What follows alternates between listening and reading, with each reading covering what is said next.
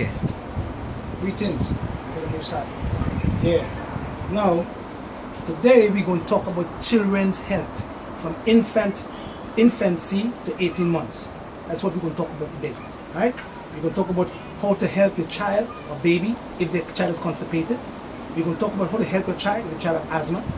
We're going to talk about how to help your child if your child have if she have too much energy, or if the child not eating well, and the foods you should feed your child or infant between the age of 1 month to 18 months. Okay? All right. Now, and I don't want any parent to say that I'm telling them no see a doctor.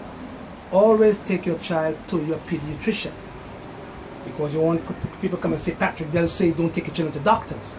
I never said that. I said I'm teaching you how to do certain home remedies if there is simple things. If it's chronic, you make sure that you take your child to a pediatrician. All right?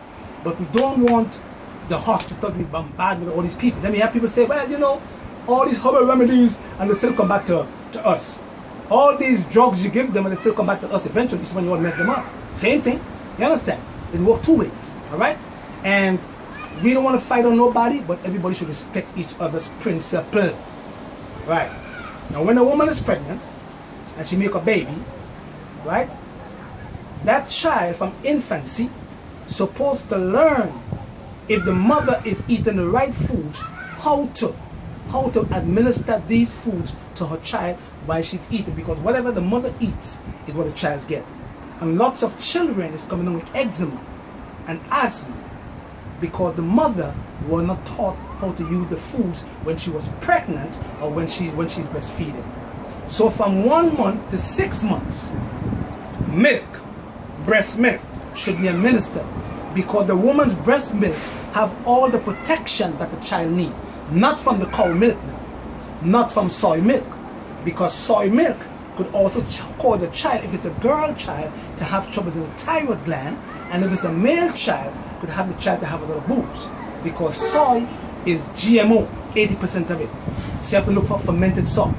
So from 1 month to 6 months, a woman should feed the child milk from the breast for the child's protection. And we know for a fact now that they are bombarding the vaccination programs or vaccines with MSG, mercury, aluminum, and lead, and aspartame, all these different heavy metals. MMR vaccine causes seizures in children. They can't do that.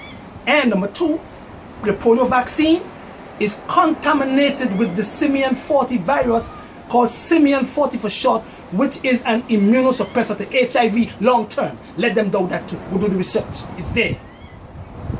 So they said to us, mercury and MSG and all these heavy metals no good for us to use, but the vaccine full of them. But they're putting this in our babies now. So the woman's breast milk from 1 month to 6 months is the child's protection. That's why God gave you the breast, to feed the child milk, so the child could survive and get protection from the milk that you have in your breast. Cow milk is a poison. It's a poison. Don't give it to your children. It's called mucus. So if you don't produce breast milk from the breast, your next choice should be coconut milk or goat milk, which don't have mucus. The coconut milk should be taken from the shell. The coconut should be taken from the shell, sorry. And you should blend or grate it up till it becomes very fine, and blend it in a blender with some coconut water once the child passed the age of 6 months. And then you could administer the coconut milk to your child when your child reaches the age of 6 months. From 1 month to 6 months, 100% of the child's diet should be breast milk. After 6 months, the breast milk should be cut down to 50%, and vegetables should be introduced into the child's diet in the puree form. Don't forget that now, mothers, right? And then, don't forget now that if you train your child or your baby to sugars or sweetness and on fats or oils and salt, when your child gets older, that is what your child is going to crave for. these foods. And that's why we have so many sick children in our society today. 6 months, decrease the amount of milk you give your child to 50%. And when the child reaches 18 months, then the child molar, M-O-L-A-R, start to manifest.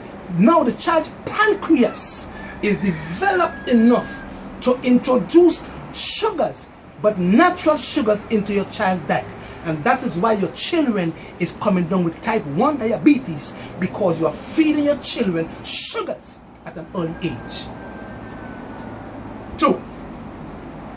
Once the child gets to be 18 months, the child diet supposed to change. Children might not eat on a regular basis.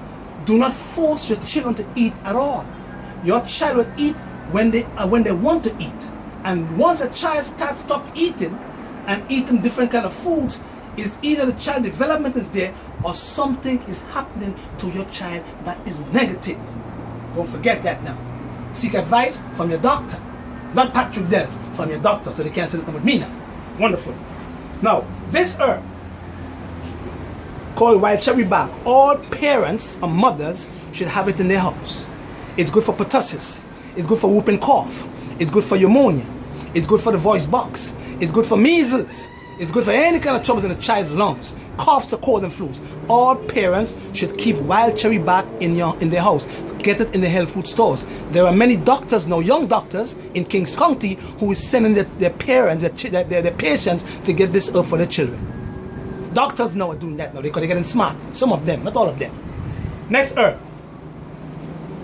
Fennel seed is a herb that increases a mother's breast milk, but it also prevents colic in the child. Meaning that when the child is getting bellyache because the mother is eating too much bad foods, and the child gets colic, or what we call intestinal griping, this herb called fennel seed stops the griping because it is what we call a carminative to the child's stomach. So if the woman have an infant and the infant cannot take the herb, the woman should boil the herb 1 teaspoon to a cup of hot water, cover it for 5 minutes, strain it, and she could drink it, have 3 cups per day, and she could pass it to the child or the baby in her breast milk, and the colic will disappear. Second herb, black cumin. This is the herb. It's an all-round herb, man.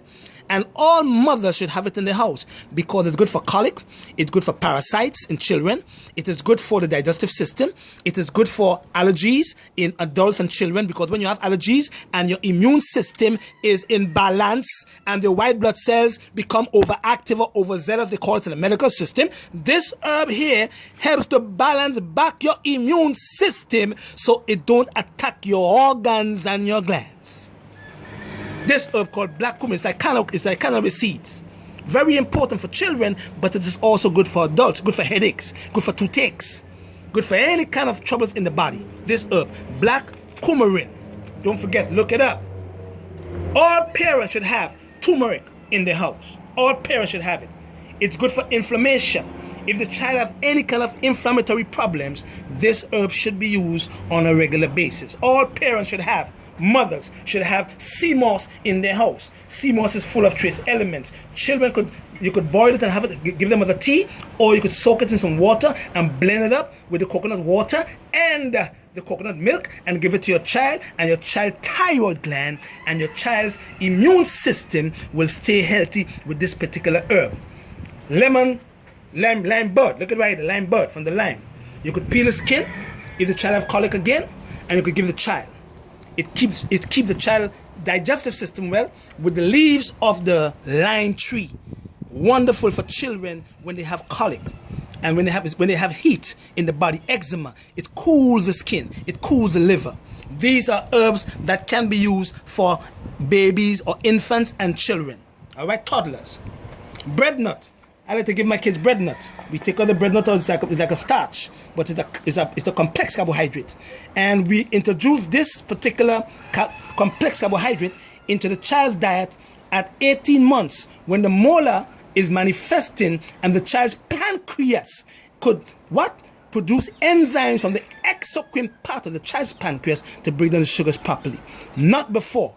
At 18 months, you introduce these foods into your child, that all the complex carbohydrates to help the pancreas. Next one. When your child have or get constipated, lots of parents do not know what to do. Sometimes there is a worm blocking the passage of the anus. So what we do, we take a cotton, a swab, a Q-tip, and then we put it in the oil. And what you could do is put your child or your baby, lay down on the left side with the baby's leg curved, and you could take the Q-tip with the oil and tickle the child's bottom with that, and you will see your child start going to the bathroom if there is a worm blocking the child's anus and causing the child to have constipation, right? And if that don't work, you go and see your doctor because something else could be wrong. Again, next thing again, asthma. Lots of children is suffering from asthma. Dairy products do not cause asthma, but dairy products exacerbate an asthma attack because it causes lots of mucus in the child's system. So all these conditions that children have, we can fix them naturally with all these herbs that God put on the earth for us to use.